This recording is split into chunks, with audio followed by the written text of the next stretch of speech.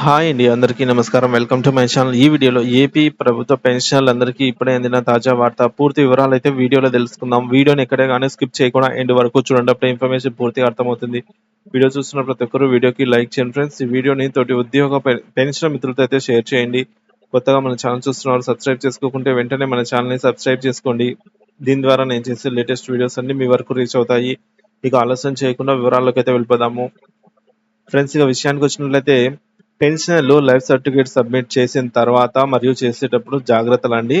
అవగాహన కోసం పెన్షనర్ల life certificate submit చేయడంపై పెన్షనర్స్ అసోసియేషన్ ఒక కీలక విషయాన్ని గుర్తించింది.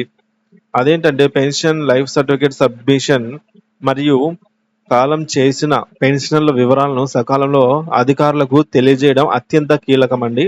ఎందుకో చూద్దాము. అవగాహన లోపం, పెన్షన్ దుర్వినియోగం.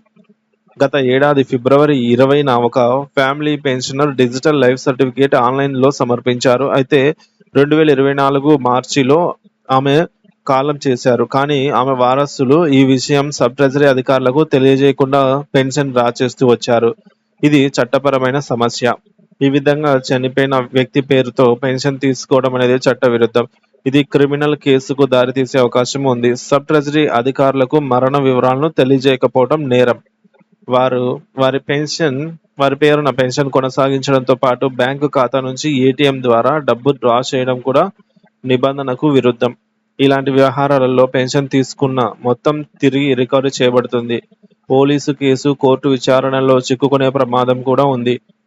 మరి మరణ సమాచారం తెలియజేయడం ఎంత ముఖ్యమంటే మనకు ఈ విధంగా సర్వీసు లేదా ఫ్యామిలీ పెన్షనర్ కాలం చేసిన వెంటనే వారసులు సబ్ ట్రెజరీ అధికారులకు విషయాన్ని తెలియజేయాలి.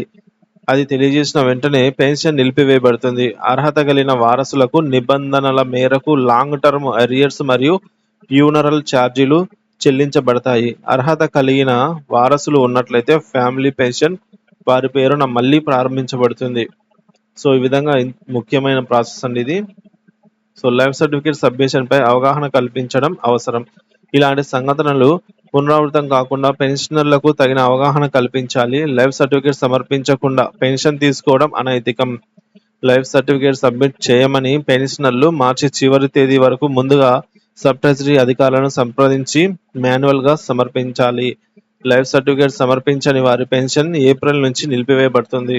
పెన్షనర్లకు, వారి కుటుంబ సభ్యులకు ఈ విషయాలపై స్పష్టమైన అవగాహన ఉండాలి. చట్టబద్ధమైన ఇబ్బందుల్లో పడకుండా సకాలంలో లైఫ్ సర్టిఫికేట్ సమర్పించడంతో పాటు మరణించిన పెన్షనర్ల వివరాలను వెంటనే అధికారులకు తెలియజేయడం కూడా చాలా ముఖ్యమైన అంశము.